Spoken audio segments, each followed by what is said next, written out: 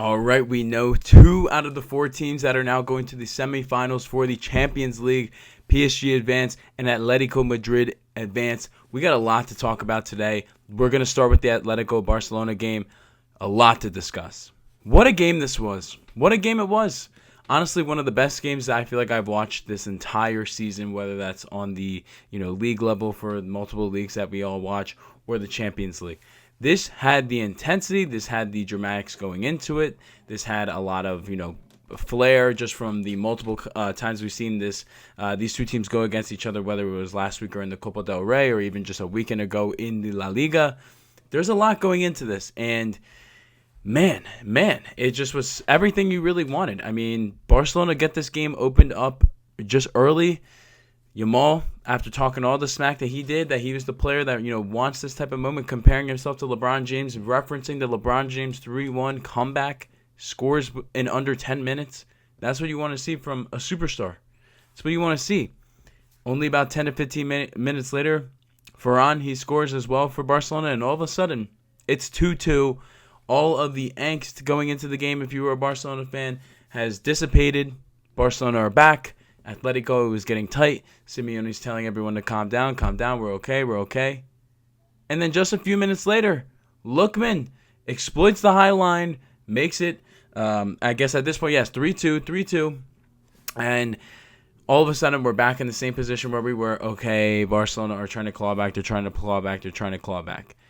They had a close chance in the second half, but it was ruled offsides, and it was rightfully so. And then that was pretty much it, other than, of course, the red card that Barcelona give up again. Another guy sent off because, again, this damn high line can be exploited.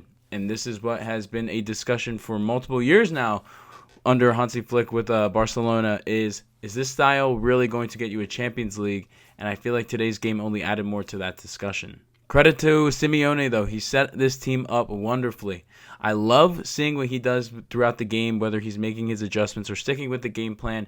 After Lookman scores, he's the only guy that's staying composed, saying, hey, relax, this game is nowhere near over. You like to see that type of composure from a manager. And, again, a guy that deserves to win in a game like this is him, a guy that does it the right way, whether, again, it's not the most attractive football at times, but he will park the bus, which he most definitely did at the end of the game, but still setting his team up for success. Again, things could have really gotten ugly when it was 2-2. He could have lost his head. The players could have lost their composure. It's at Atletico Madrid. As much as the home field advantage can be there, when a team gets slapped in the face at home, sometimes it can almost, go against the home team because the place is so anxious and so tight. But that was not the case today. They responded again. The Lookman goal was massive, a beautiful assist as well. And again, they got it done. Even after Barcelona were really trying to go at them in the end of the game, I thought Simeone did a great job as well of parking the bus and having his team stay defensively sound.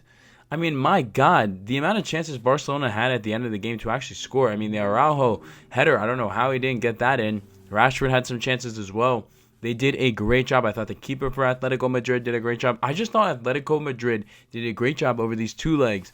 It was not always the prettiest, but my God, did they get it done when it mattered. And they exploited the mistakes that Barcelona consistently made over these two legs. Look, I thought they were the rightful winner of this two-leg pairing. I thought Barcelona were going to win in extra time in like a 4-4 game, something like that, which we almost had. But credit to Atletico, they got it done. They were just a better team over these two legs. And again, they didn't make the dumb mistakes that Barcelona made. And I think that's why they're the rightful winners, in my opinion. Now on to Barcelona. Man, look, I liked a lot what I was seeing out of this team early on. Again, especially seeing the fact that Yamal actually showed up after backing up all the talk. And again, you're seeing all of the positives of the system under Flick, scoring quick, getting back in the game, potentially doing the remontada, all this jazz. But again, the biggest weakness that always gets exploited in the biggest competition, the high line defensively, gets you again, and it's gotten you multiple times under this point under Flick.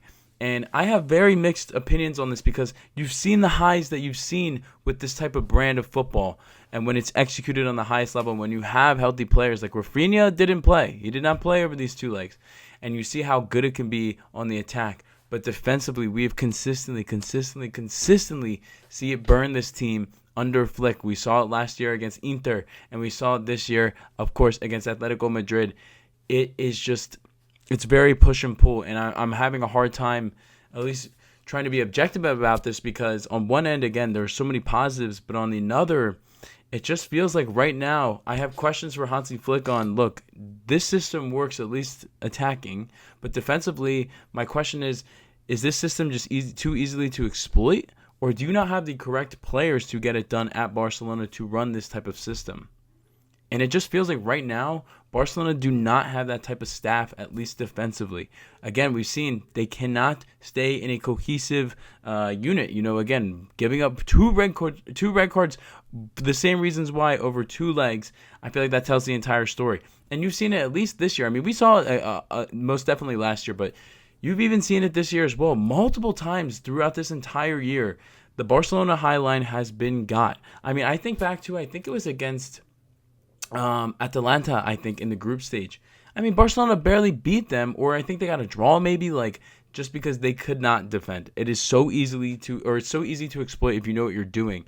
And again, this is where I start to wonder about Flick, and I'm like, okay, Flick, I think you're a great manager. You've already won the Champions League. We've seen it. You've won La Liga back-to-back years. You're getting the most out of the Barcelona attack.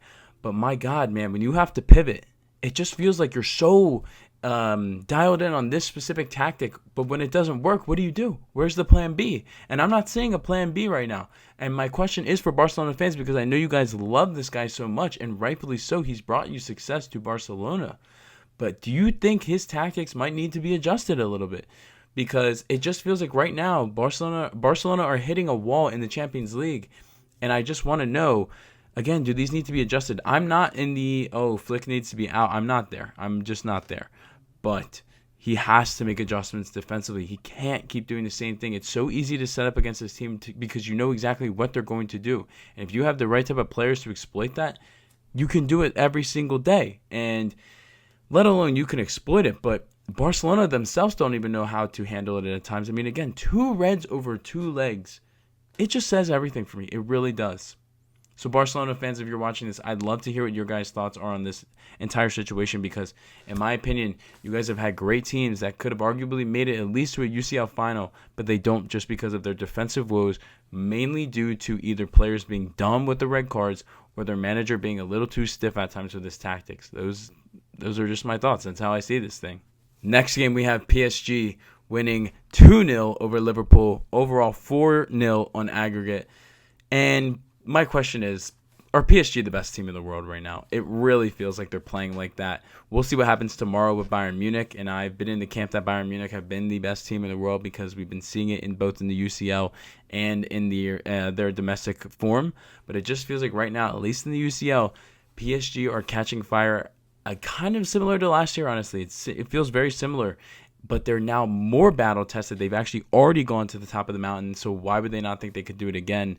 I just am like, wow, this team's playing really good. I want to see what Bayern do tomorrow against Real Madrid. But right now, I think it's neck and neck on if PSG or Bayern are or if they're one or two. It really, it's pick your poison. But either one of these teams, I would gladly accept as the best team in the world right now, because they're getting it done both in the attacking sense and they're also being able to defend, which is something PSG showed us today. Dembele is just a talent, man. Dembele is a talent. One of the best in the world. Where would we rank him? I wouldn't say he's the best in the world, but I'd say he's probably top 3, top 4. This guy is a lethal attacker. And one of the things I was killing him for last week was, dude, you had so many chances to put Liverpool away last week, but you didn't. How are you going to respond? How are PSG going to respond in general? How clinical are they going to be? And we saw it today. Even though it wasn't the prettiest game at times, when it mattered most, that 71st minute goal, my God, Dembele, what a goal. He takes a beautiful shot very far away from the net, somehow still gets it in on the left side. Just what this guy does, clinical. And then he gets his other goal, the brace, right before the game ends. I mean, this guy is just a killer. He will take the chances. Yes, he'll maybe miss some. He missed some earlier in the game as well today.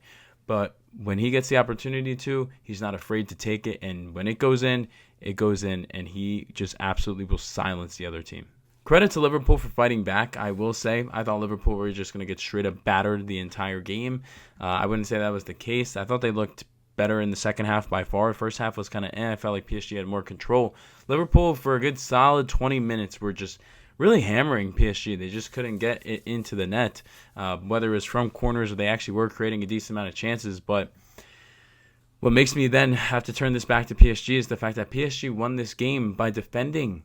They won it by defending. It's not like PSG led up the score sheet until late. They won this game by defending and doing a good job and consistently keeping it out of the net, whether it was making big plays defensively, being able to possess the ball when you need to possess the ball, but also really digging deep. I mean, again, as much as I was saying Liverpool were going to get battered, and that's what I thought was going to happen, when you're in the moment and Liverpool are gaining that momentum, you're at Anfield, it's raining, it's a tough place to be in as a team. And the fact that they dug deep and they got it done, I just thought that was huge. I listened to a press conference after the game from Enrique, and he said one of the things he really liked to see from this team is the fact that they are growing.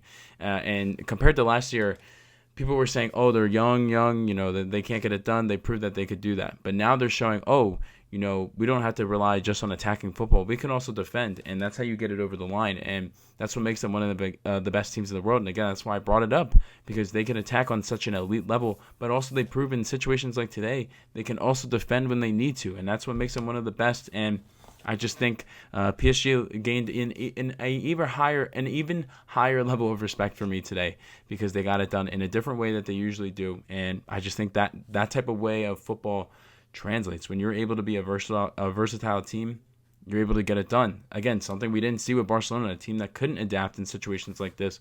We saw from PSG, and that's why I think they deserve to move forward. Last thing I want to mention, feel really, really bad that Atletico got hurt. I don't think he's going to be in the World Cup now. Just absolutely brutal. It sucks. He was such a fun watch. I feel for him. I really do. He was a very, very fun player to watch this year. I really hope he gets better and just hope the best for him. That's all I had, though, in the UCL recap today. PSG and Atletico Madrid are advancing to the semifinals, both rightfully deserved. A lot to learn from both of the other teams that lost as well. But, hey, today was a great day of football. We'll see what happens tomorrow. I'm praying Arsenal get it done. And, we'll see what happens in that Bayern and Real Madrid game, because that could be cinema. And that's all I had in this video. If you like this video, feel free to give it a like. If you like this type of content, feel free to subscribe. TikTok is down below in the description. Drop in your thoughts down below. I'll catch you guys on the next one. Peace, guys.